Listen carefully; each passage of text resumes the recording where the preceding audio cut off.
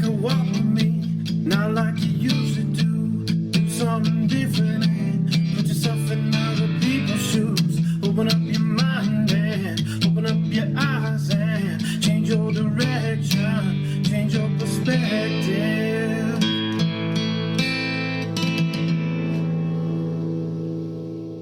Paging Neil Matthews. Paging Neil Matthews. We have a new patient for X-ray. Hello, I have paged our host, Neil Matthews. He will be right with you. In the meantime, please find a seat, take a deep breath, and relax. Welcome to Season 19 of Other People's Shoes, called X-Ray. We're exploring what we call sight beyond sight, taking a deep look into the unseen damage and aspects of people's lives. We hope you leave today with encouragement, advice for facing similar challenges, and even a perspective shift. After hearing from our guests, we hope they give you the sight beyond sight. Here's our host, Neil Matthews. Welcome in to Other People's Shoes. As you know, I am your host, Neil Matthews. Thank you so much for joining me today. Really excited that you've stopped by today. The desk. Yeah, that's right. We're sitting at a desk. It actually makes me think back to the desks that I've sat in. Boy, there's been a few of them. But one desk in particular, I'll never probably forget this desk. Was I alone in this? Came off of Valentine's Day, you know, that kind of holiday where, you know,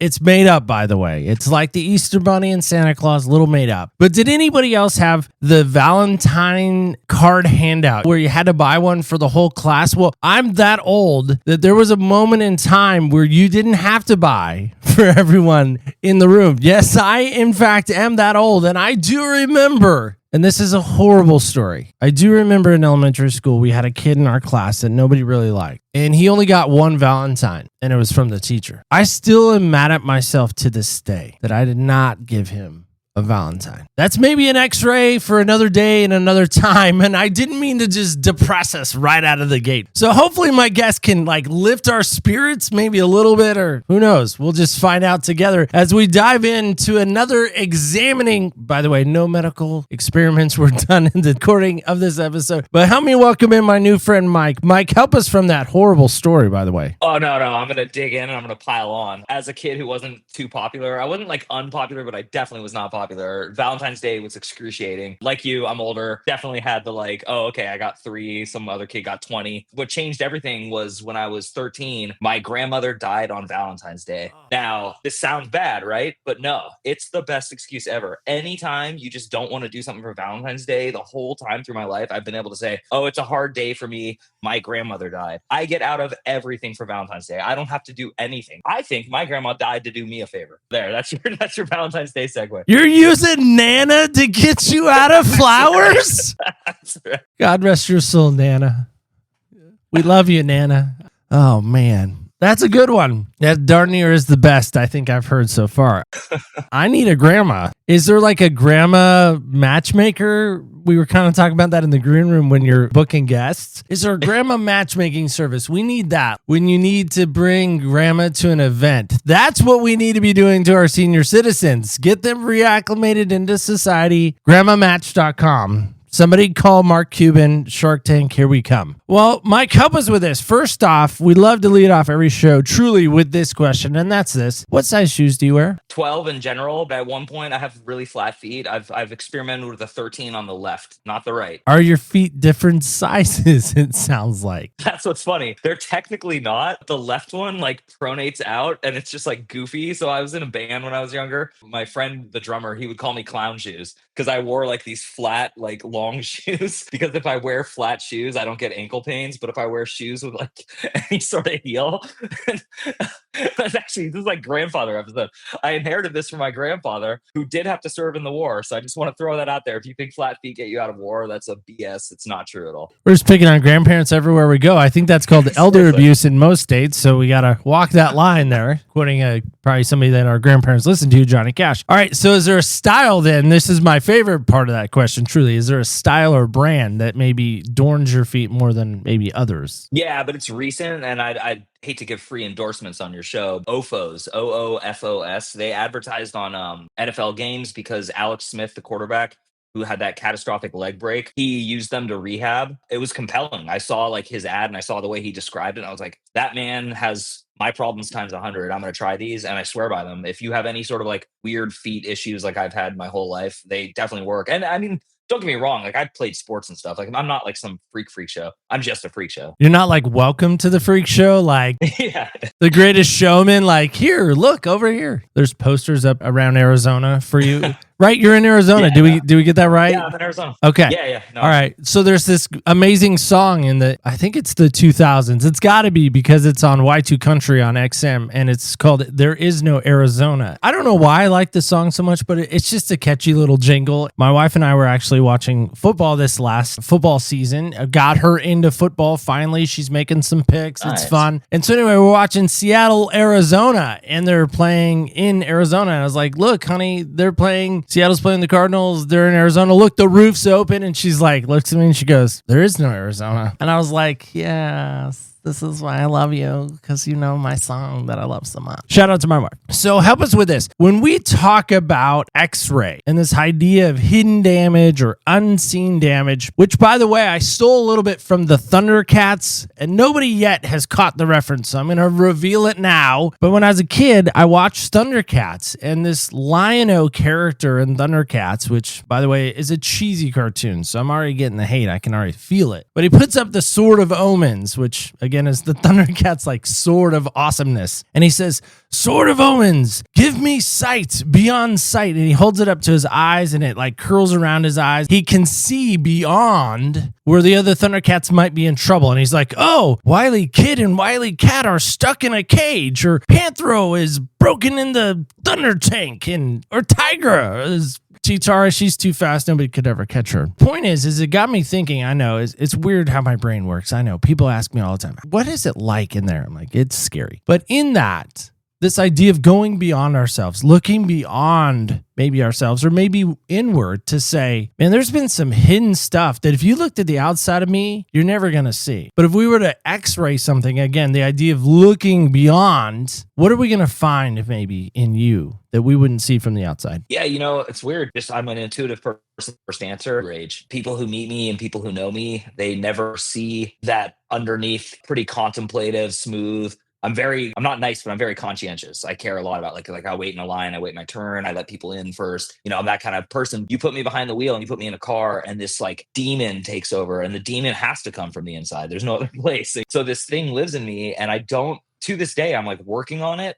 because I don't act on it so much. I mean, I did in my like early 20s, which is like scary, and I see teenagers with like similar problems out here in Phoenix and stuff. The point is like, you would need an x-ray to see it. Like you wouldn't pick up my mother-in-law and I'm giving her a ride. I'm not going to do it in front of her. My wife's seen it a million times. My middle daughter, she's 3. She starts commenting on it now. She says like in the car, like, Daddy, that person did something wrong, but you have to stay calm. Like, so she understands, because I articulate it in front of her so much, that it's when someone doesn't follow the rules and safety is at stake. Like that's what triggers the road rage. So I know I've determined that it's like a combination of two things at once. I'm seeing hypocrisy and I'm seeing selfishness, but obviously I'm a hypocrite and I'm selfish. So like, there's that third thing I'm playing with, which is like, why am I a nice person? Why do I write like essays online and tell people to be good to other people? But then in this one situation, I want to be very like tit for tat. Like I want to be reactive is the word. Not that I'm an expert by any means on this. You're not alone in the car. I'll just say that. I work really hard on being empathetic. I work really hard on when I am in line to be self-aware. When I go into grocery stores, I'm self-aware. When I go into most arenas where there's people around, I'm very self-aware. Highly self-aware, to the point where I'm almost annoyed that no one else is self-aware. I go into Costco and I'm like, come on. The lights have been there forever. We're staring at them and right at the entrance. Do you not realize there's 70 people behind you trying to get in? I mean, those things. But I'm guilty of that, 100%. The hard part is when I went to this stupid church conference thing one time, and this guy says, anger is a secondary emotion. And I'm like, no, it's not. That's not true. Stop lying to us. You're at church. You shouldn't lie. But the more I dug into it, the more I started to realize, no, it really is a secondary emotion. And he said the primary emotion is it's disrespect. You feel hurt. You don't feel safe. You feel somehow violated. Well, why am I feeling those things towards somebody I don't even know? What would be your response to that? Maybe that's the part that, because it's so similar, the arenas, being in lines, like we're so similar in this, like like you nailed it. I mean, Mhm. word for word.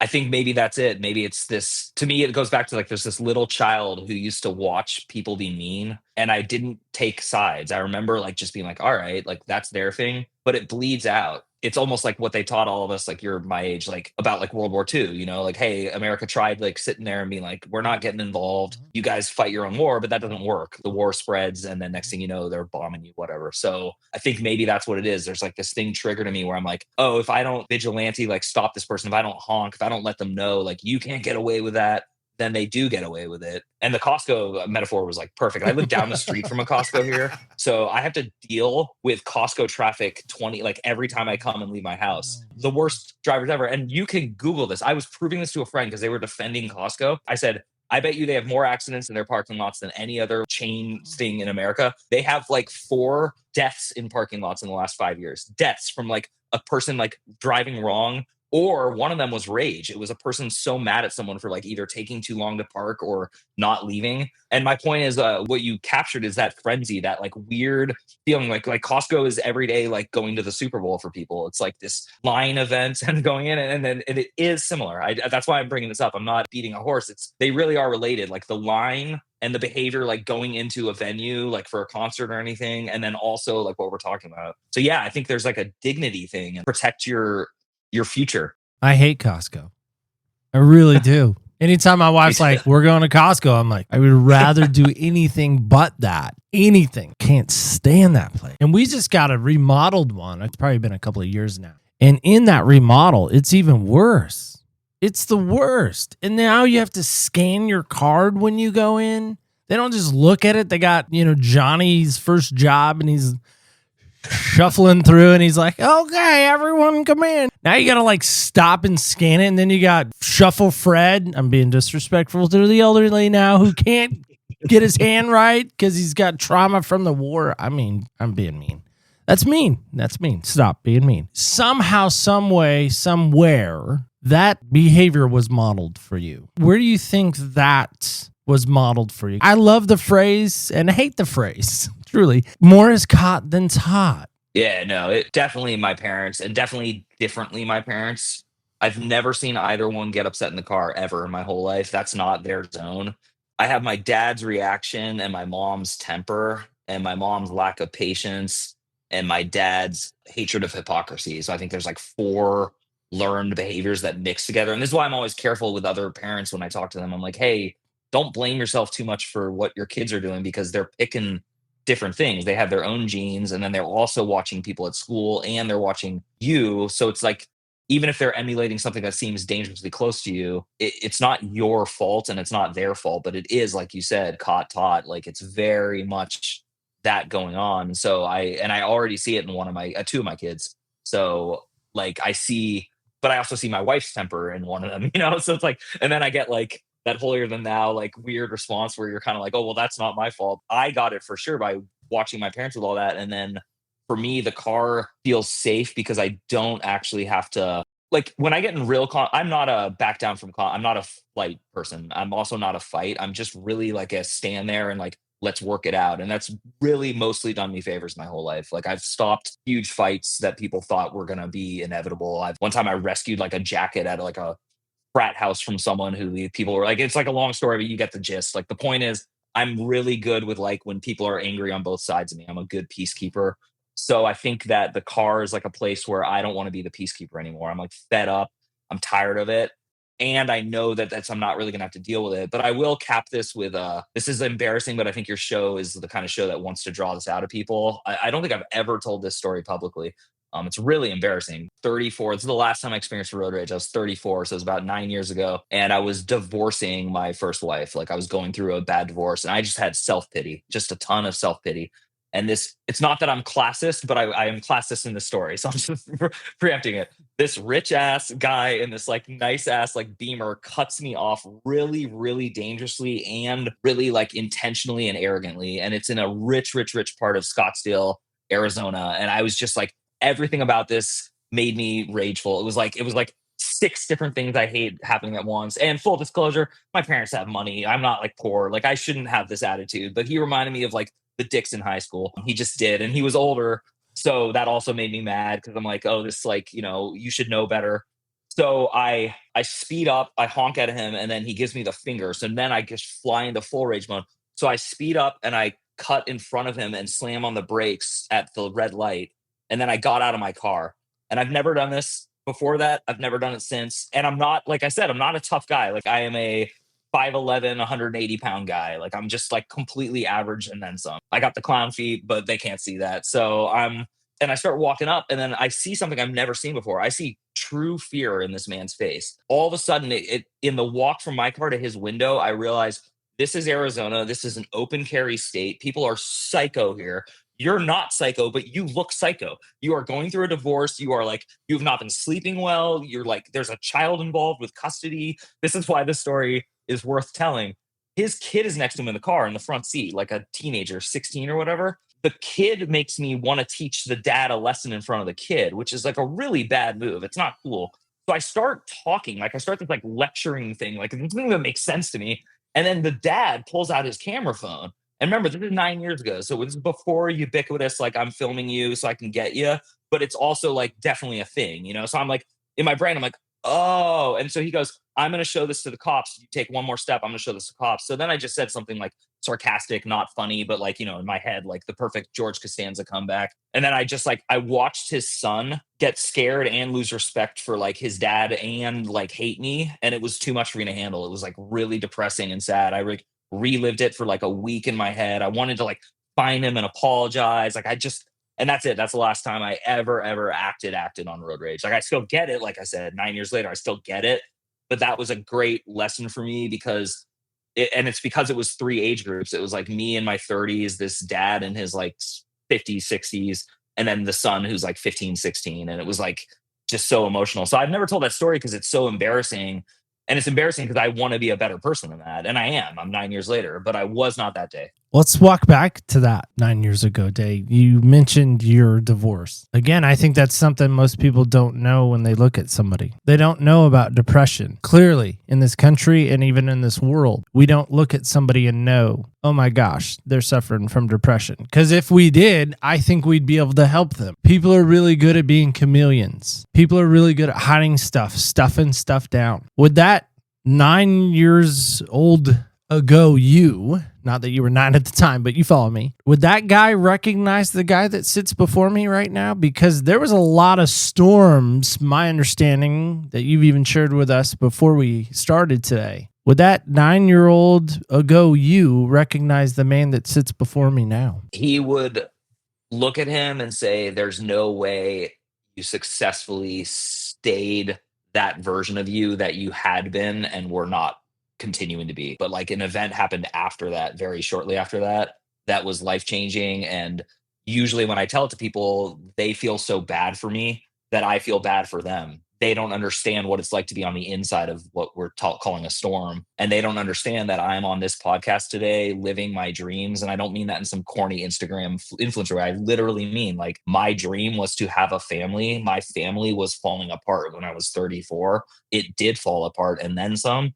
So to be 43 and have my second chance, to have my amazing wife upstairs who's letting me be on a podcast, you understand all this, the give and take of a good marriage. Like we still fight, we still have issues, but like we want to stay together. We want to work, and our children are amazing. And that's the part that the person 9 years ago wouldn't like even believe. He'd just be like, that doesn't happen. There's no way you get not even a second chance, because that's not what it is. It dealt with something that you thought was going to take you under. And on that note too, I also was surprised that when I always wondered why I didn't have like a huge addiction problem, because I like drinking and I like other things that are legal now, I guess, in probably your state and mine. I like to smoke a little. But my point is that it never got to be a problem. Like I was promoted at work. I had good relationships. It didn't get in the way of things. But I always wondered, like, why isn't it, And so when this event happened, when my divorce happened and then the fallout from it, I was really surprised that I didn't turn to drugs or alcohol or rage or anything. I was really surprised that what I turned to, I need something to not want to like die.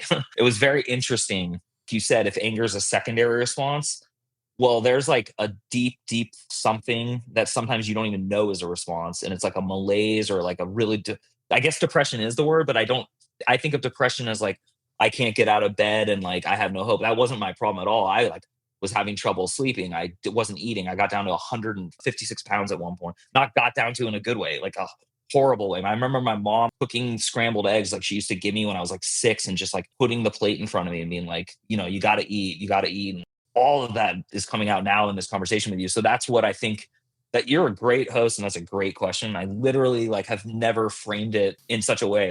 No, I'm serious, dude. You're very insightful. That's a really deep and profound way to look at life. My wife and I have been married 23 years. We met 16 and 17. Oh, that's so sweet. That's Hallmark in some respects. And I'm not saying it's been Hallmark. I mean, it's even been Lifetime, which a guest asked me recently. She's like, what's the difference between Hallmark and Lifetime? I'm like, two sides of different coin there. Like, the Lifetime movies suck. Like, the dude's always the douchebag. She's like, yeah, in the Hallmark movie, he's so sweet. I'm like, I know, but I hate both of those.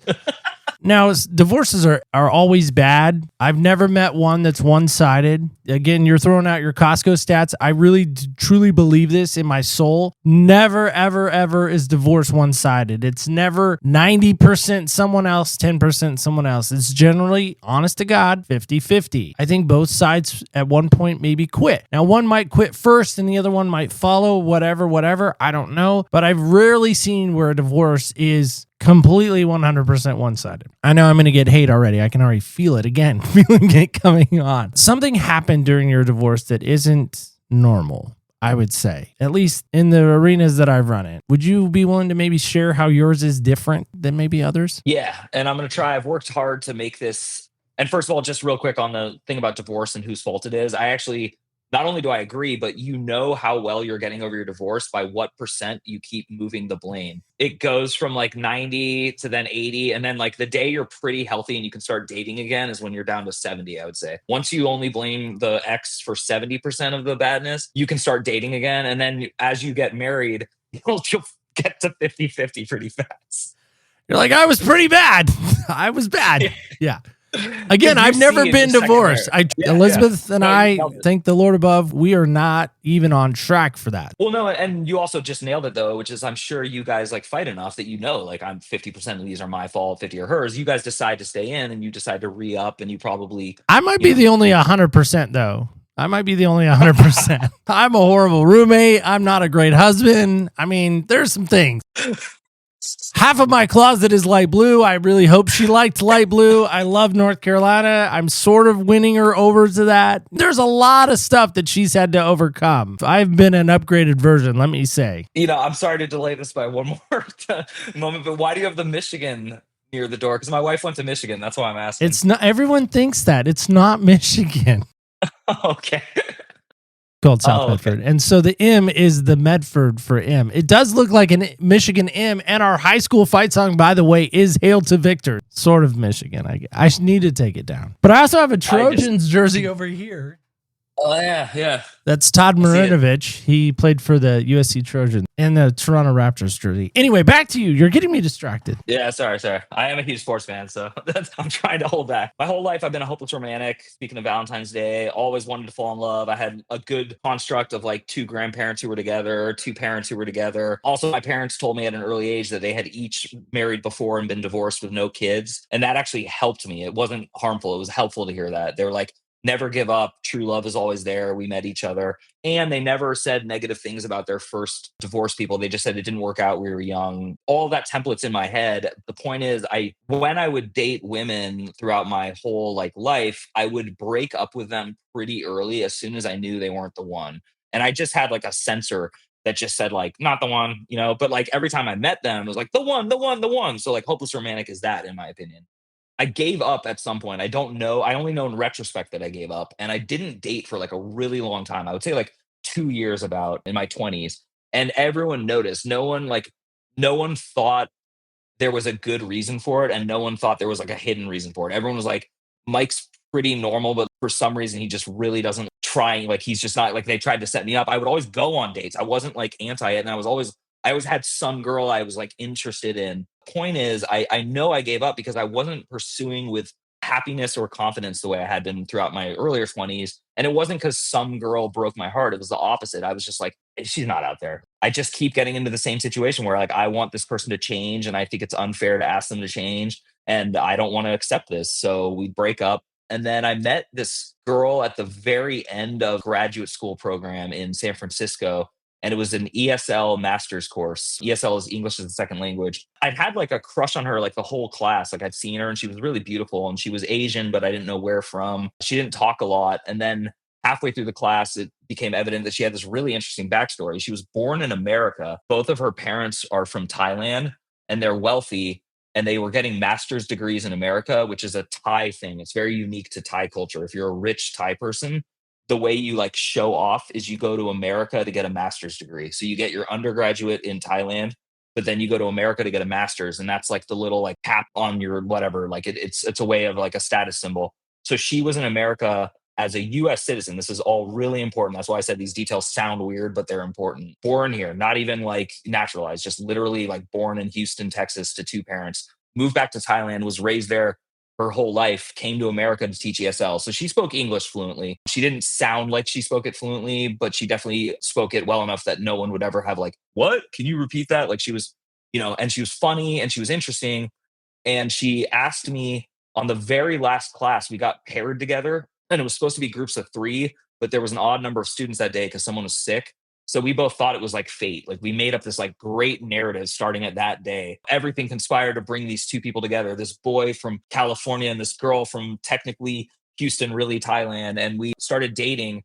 But when we started dating, the very first time I went to pick her up for our first date, I got a weird message in my Facebook inbox. Guys, this is like 15 years ago. And so, like this was not like normal for me. Like Facebook wasn't like super, super popular at this point, nor was it weird. But I got this random message. It was from this guy. And he said, the girl you think is cool and the girl you're about to date is a psycho.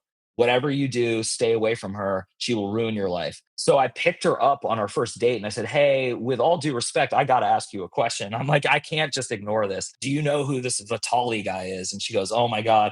Last night he was over and I had to get a restraining order. He was drunk and trying to break in. He's my ex-boyfriend. He's extremely jealous. He tried to abuse me. I want to get a restraining order. Like she told me like everything you need to hear as a guy to not only hate another guy, but to actually think you're like a rescuing, protecting, good white knight gentleman. And keep in mind, I wasn't going in to be that. I was just wanted to date this attractive woman who's from another country and blah, blah, blah. She was crying and the sincerity and the emotions were all there. And I just totally believed it. I went on the date with her. Next thing you know, we're like living together a couple months later.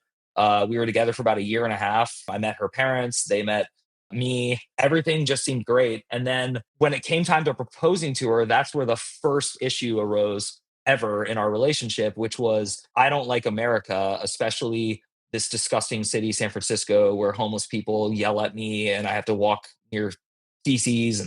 And she's not wrong, by the way. I'm from the Bay Area, but she's not wrong. It's a hard place to live. And it is just, and this was 15 years ago. It was still affordable. Wasn't everything you read about in the papers. So the version she hated, oh my God, is it worse now? Like, trust me, everything she didn't like is times 100 now. And I left for a reason. I moved to Arizona because it was too much for me. And I'm from there. So that was like really hard for me to take, the death of my favorite place in the world. This does play in because one of the reasons we moved here was we started fighting more and more over where we were going to live. So I finally struck an agreement and I said, okay, it's 2013. We got married.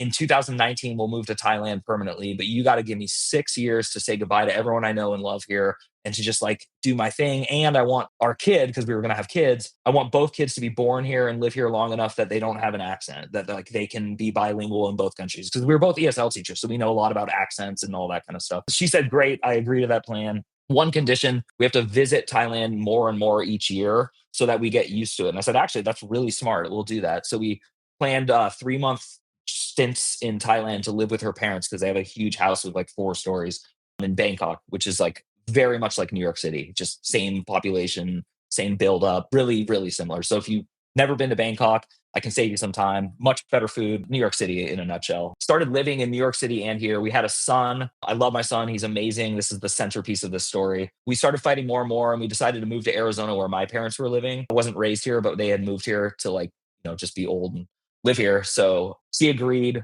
We moved out here. We got a gorgeous house. We were living in a small condo in Oakland, California. So it was like a huge upgrade in life. All of a sudden, my salary started like stretching much further. She had agreed to raise the kids and stay home because she doesn't like working. So everything just seemed like wonderful. We didn't have to both work.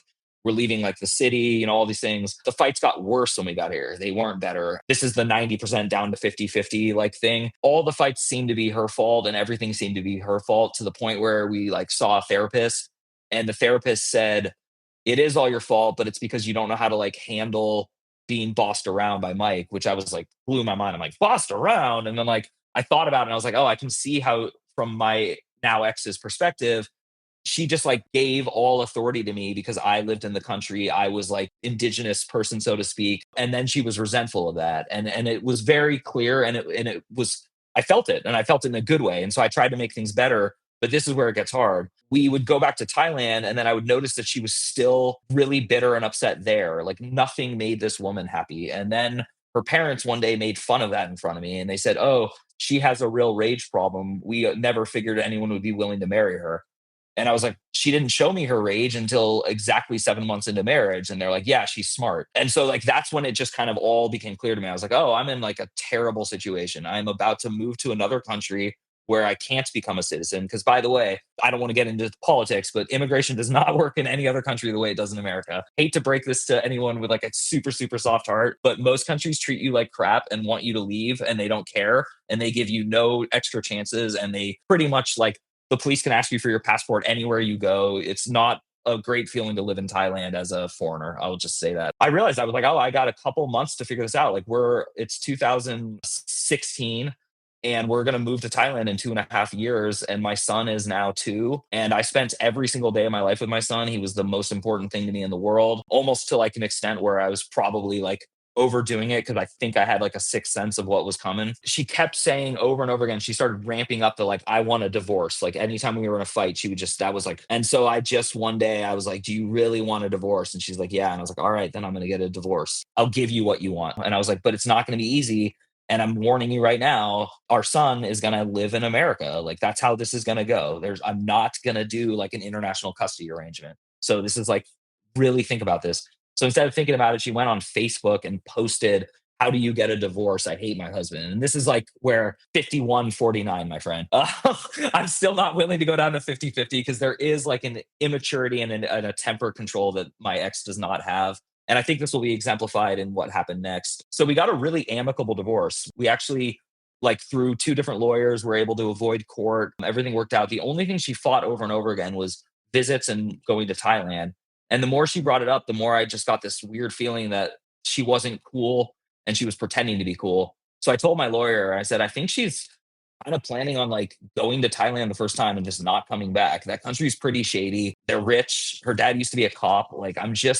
And she said, well, here's the problem. If you fight this, it's going to go to court. And if it goes to court and you, the dad who's from here, says, I don't want my son to go to Thailand, it's going to look like you're a controlling monster and she's going to win everything and then some, and you're just going to lose. Right now, you have a good deal. Like this deal is worth taking. Plus, people just really don't do that. So don't worry, that won't happen. So I said, all right. So I signed all the papers. We got a divorce. For her birthday present, exactly 8 months later, I decided to let her take my son to Thailand for 2 weeks as like a test trip. So normally we were supposed to wait a full year. So she went. She FaceTimed me every day. She was very nice. Everything seemed to be going great. And then the night of her flight returning, she didn't come home. I got this weak email that said, my back is hurt and the doctor told me not to fly. So I called and no one picked up.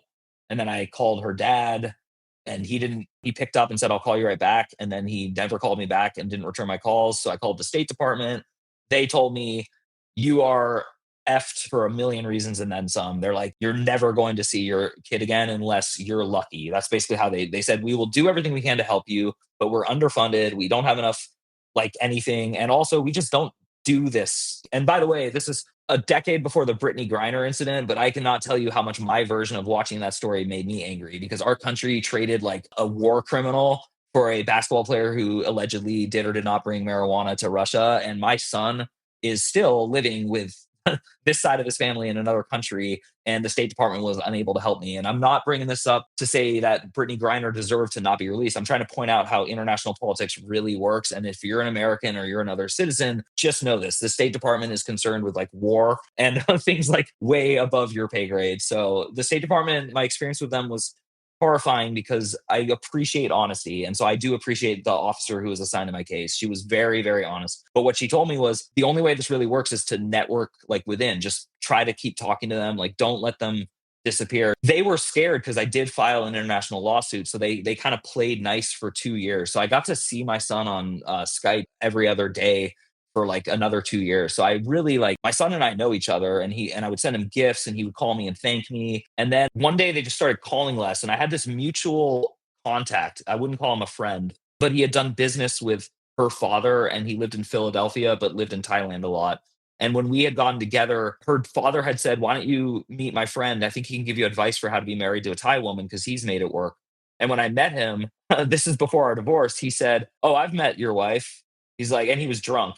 And he said, "I would get a divorce. That she's crazy. You're never going to make this work." He said things that are pretty awful, and I don't want to repeat them for a million reasons. I'm sure he influenced me because at that time, I was just looking to make the marriage work. And it was a year and a half later, but he ended up being a major part of my life. He ended up, anytime they wouldn't call for long enough, he would call the dad and kind of push him. And then I would get a call. Up until my son was 6, I still got to talk to him with enough frequency that I felt ripped off, bitter, very upset, very depressed, but at least I knew that I'm never going to be one of those people who my son doesn't know me, he doesn't remember me, and can't find me. So I got to like that point exactly. Then they pretty much abruptly stopped all contact. So it's been 2 years since that. I've seen him 3 times. I still send handwritten cards. I never go a day without thinking about him multiple times. My daughter, who's older, I have a daughter who's 3.5 and a daughter who's almost 1. And the 3.5-year-old knows of him, worships him, sees pictures of him, wants to meet him. She doesn't know the story yet, and I don't know how and when I can explain it. I know he and I will have a relationship again, and I know things will work out.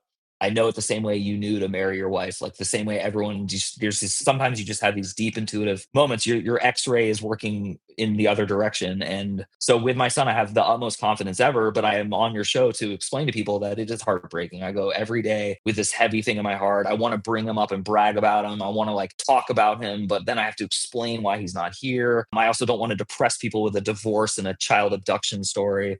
And again, there's like a million more sordid detail or whatever the word is, details to the story, but they're not even worth telling. And that's how I know I'm over it enough is I don't care. I don't care about making her look good or bad or her parents. What I care about is there were so many steps on this journey that I could have taken differently. And the only regrets I have, and I have very few, is when I let someone else tell me what to do and their idea didn't match my heart. And I did that 3 times, and all 3 led to like what I would say is the severe circumstances.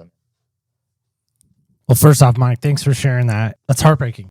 I didn't think this was going to hit me as hard as it did. My dad is a retired United States Marine. One of my proud things to say when I refer to my dad, I'm proud that he's a Marine. I'm proud that I grew up in a Marine environment. I'm proud that I was, maybe not proud, but I am proud that I was born in Camp Lejeune. Yes, I drank the water. Maybe that's why I'm the way I am, okay? I was talking to some young men this weekend at church, and we were talking about having a cat. And I guess there's this toy out. I don't even know it. It's called a no dad football. And the idea is, yeah, seriously, I got to look this up. I'm actually going to probably have to rehire research to get them to look at this. I guess you throw it and it comes back to you. So it's like, if you don't have a dad, you can play catch with yourself because it'll bounce back to you. I'm like, what are we doing as a society related to you and your situation? I can't imagine never seeing my daughter again. I can't. I don't want to even think about that. Your name is easily Googled, by the way. My show, I don't know how, but it's pretty well optimized even. Search engine optimization. I don't know how all that works. I just know I throw stuff in and it pops up pretty high on the list. Somehow we can make it possible that your son could hear your voice right now on my show. What would you tell him? I love you, and I have a weird feeling that there's a plan to all of this. And I know that's hard to believe at any age. Just know that I think of you every day. I send love to you every day. And there's no anger or malice or jealousy anymore with who's raising you, who's responsible for being your dad. I hope someone is fulfilling that role. And the day you need your bio dad, the day you want me, is the day I'm all yours 24/7. I have an extra room in the house for you. And I've always kept money in a bank account for you, and everything is just waiting for you. But I also don't want to overstep. And that's probably something you're not going to understand for years and years and years. But someday when you have your own relationships and they don't work out, you see how conflict works.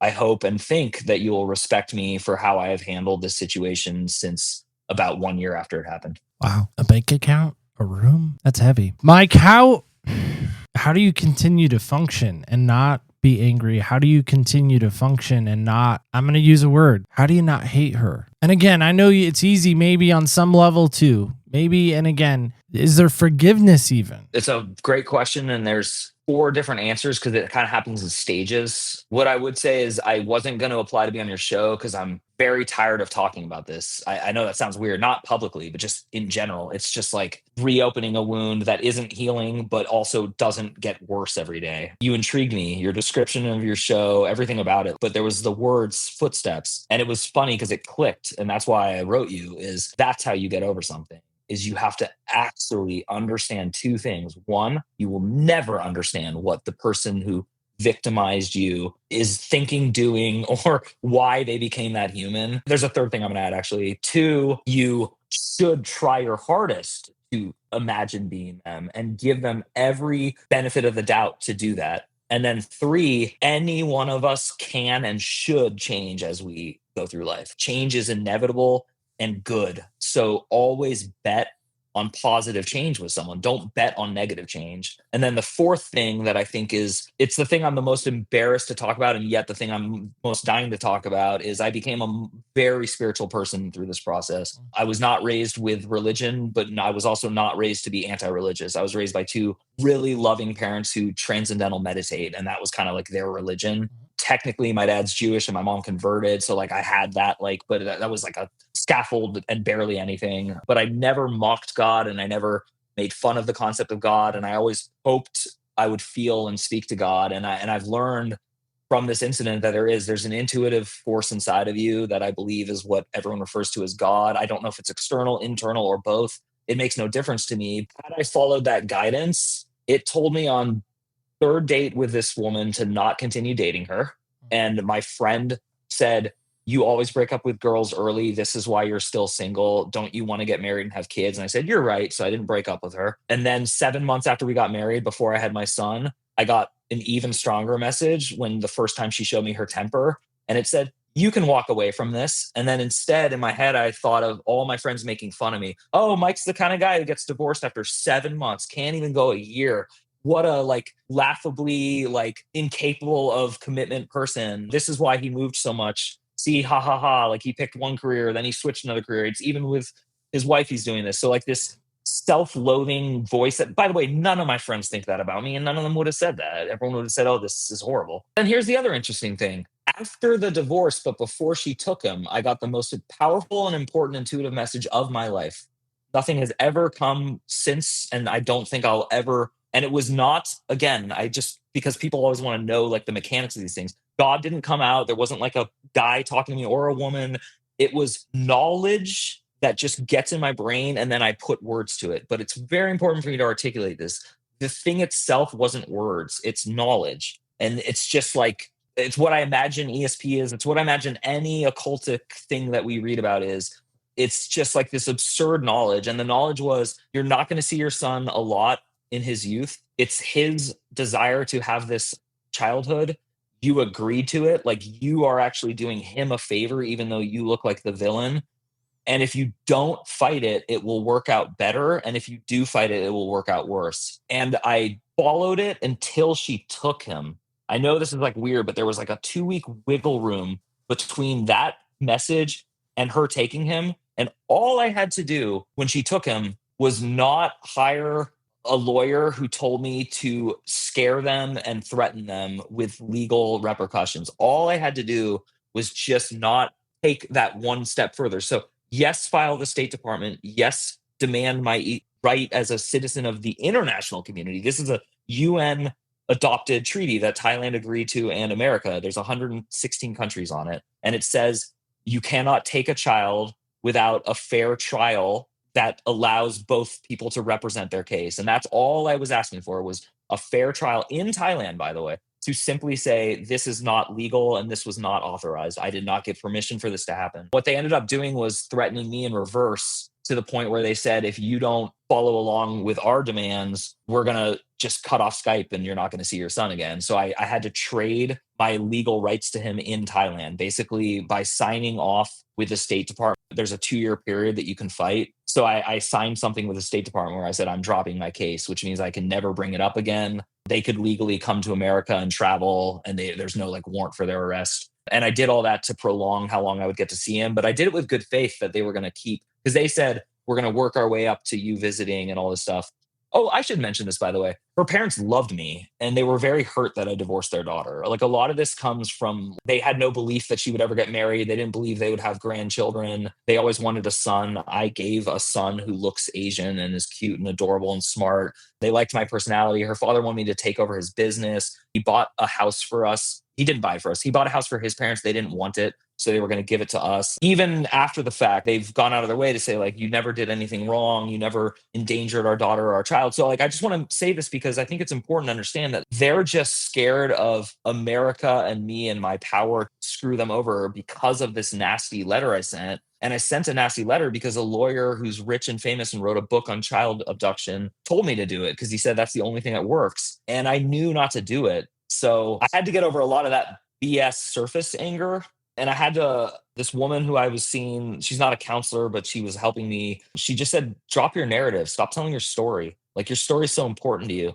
There's so many details to it. Like, what really happened? You know, other people lose their kids in a fishing accident. Other people, blah, blah, blah. Like, she just kept saying, your narrative is weighing you down and keeping you from moving forward. Why don't you just say when people, and I said, well, what am I supposed to say when people ask where my son is? And she's like, why don't you just say he lives in Thailand? I was like, it's weird. I never thought about that. So I started trying that out. I started saying, my son lives in Thailand with his mom. Sounds peaceful. I kind of sound like a douche. Like, I don't care that much about my kid, you know, whatever. That's someone else judging me. You know, Bible talks about this. Everything talks about judgment. Like, if you're going to live out of the fear of judgment of others, or if you're judging others, that's your personal hell. And this would be my final answer is, do you want to be unhappy? Do you want to have victims? Do you want to be a victim? Do you want to say you have enemies? Is that important? That's all part of your narrative. I don't really have that narrative anymore. I now have a story where I tell people, don't ever give up on yourself. Don't ever give up on your dreams. Trust in God, trust in faith, trust in the universe, trust in any words you want to call it. Trust in nihilism. I don't care. Like, trust the process, because the process got you here. And the process hasn't killed you. And the process is just making your brain think more and helping you grow. And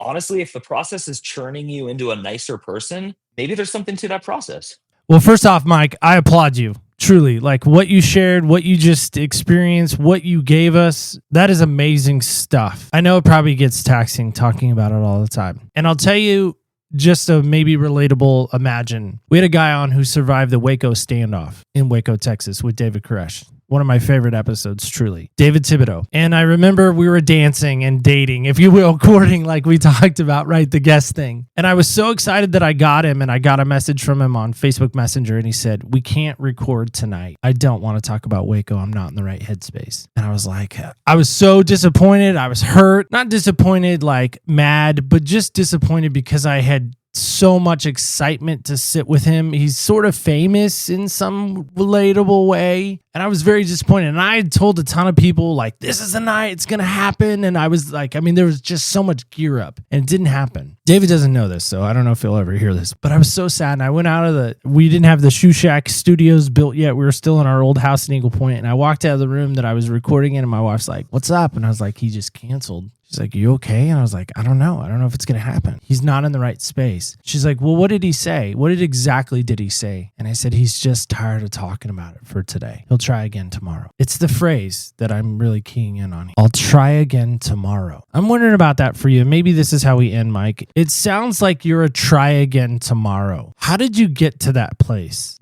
We talked about caught and taught and all that. That's just innate. I just had this, like, I remember reading about Anne Frank when I was like a little kid and being like, oh, I would do that. Like, I would never give up. I would hide. Like, I read like stories of people in prison who are falsely accused and lived there for 45 years. I'm like, that's me. Even with my career, ever since I was a little kid, I was interested in like music and performing and all these things. I got far every time I tried something, but never as far as I wanted. But I never gave up, and I kept marching. And now I'm like really doing what I want to do almost every day of my life. And it's so many years after the fact that I am shocked I didn't quit, but it's because of what you just said. It's like, well, every day it didn't make sense to quit. Like, on a day-to-day basis, it never made sense to quit. It would only make sense to quit if you're looking at like, oh, I have to spend 20 years to get enough traction to like make this work. No way. I'm not going to spend 20 years on top of my day job. But no, I did it and it's working. And now I'm shifting. And I know it's weird to talk about my career when we're talking about my son, but trust me, the two are exactly the same in my head. My life has always been about having a family and having a career. I'm American. That's how we're socialized. But I also just think that that's a human want. I think humans want to produce and do something for their community. Doesn't matter what it is. And I think humans want to be in a community. Like, I think those are the two really innate things. And so, just because we have fancy microphones and lights and electricity and stuff, it doesn't take away that primal urge to like your show. You're very funny. You're very natural and you're very like good at what you do. But there's also like something deep inside of you that wants to help other people. It's like completely obvious. It's so transparent. It's hilarious. It's also why I hate when people say us sports fans can't be deep or like care about stuff. It's like ludicrous to me that a guy with this much North Carolina merchandise, and believe me, you could see my Steelers and Warriors and the Oakland A's stuff, and you'd be like, wow, we're pretty kindred here. So I'm speaking in front of like a nice little window here, but I have my stuff. Point is like, don't ever look at people and think you can judge them. And like, I don't know your footsteps and you don't know mine. We did this dance. I learned a lot about you, like even just with little comments, because you're a host, so your talk time's way less, but like how you got married, how long you've been married, how much your wife supports you, because you mentioned it at least 5 times. Like there's a lot of love in you and a lot of appreciation. And so, and it's a couple months after the election and a couple months since we got a new president, but like, it's a good time still to reflect on like that we're one nation, like we really are. And there are these rivers run deep. And so I think the footstep theme and the X-ray theme are like brilliant. And that's again, why I was attracted to come on your show. And it's what compelled me to want to tell this story another time. And so, yeah, I would say you nailed it. There's always tomorrow. Like if you drank too much that day when you're in your 20s, like there's always tomorrow. And if like it changes as you get 20s, 30s, 40s, whatever the thing is that's afflicting you, there's always a new day, a new sunshine, and like a new way to look at it. But again, I would really stress, if you have an enemy, I would stop calling them that immediately. I would stop using that word and I would start rooting for them. I would start rooting for them to succeed so they're not unhappy anymore. And then when they're not unhappy anymore, maybe a friend will tell them like, hey, you could consider, reaching out or like apologizing. And so you just want to root for them to have that on their side. And then you want people on your side. And if your friends are telling you to hold on to anger or to take revenge or like whatever, they're trying to support you. They do love you, but don't listen to them. That's not good advice. What they should be telling you is, we need to move on. How can we like remember the thing you've lost or honor it or dignify it, but also move on? But I like having an enemy. It's fun. Those kids 8 Mile down the road in Durham, they're never going to be my friends, just to be clear. It's now that time in the show to play the fastest growing game in the podcast world. We call it Heel Hustle. Today our guest will try to answer all 6 of these questions in 60 seconds or less to win an Amazon gift card. Amazon not responsible for this commercial spot, nor did they pay to let us use their name. Audience, feel free to play at home. Are you ready? Let's put 60 seconds on that clock. Ready, set, hustle! The game begins in 3, 2. All right, Mike, 60 seconds. Here you go. One person you would trade places with for a week. Steve Martin. Steve Martin. All right. Actor. Yeah. Guilty pleasure. Eating at the cabinet with the cabinet open. So like not getting a plate or moving it to another room. What's the best compliment you ever received? You're the best boss I ever had. Nice. What's the worst piece of advice you ever received? Sue your family in Thailand. What's something you wish you were better at? Dealing with not getting my goal that minute. Nice.